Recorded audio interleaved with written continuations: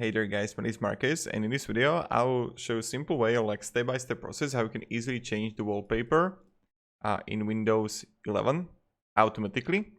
So what you want to do is this. When this video is going to be helpful, you can just like easily subscribe and share in the comments that this video helped you. Right click here and go to settings. Now when you're going to be in settings,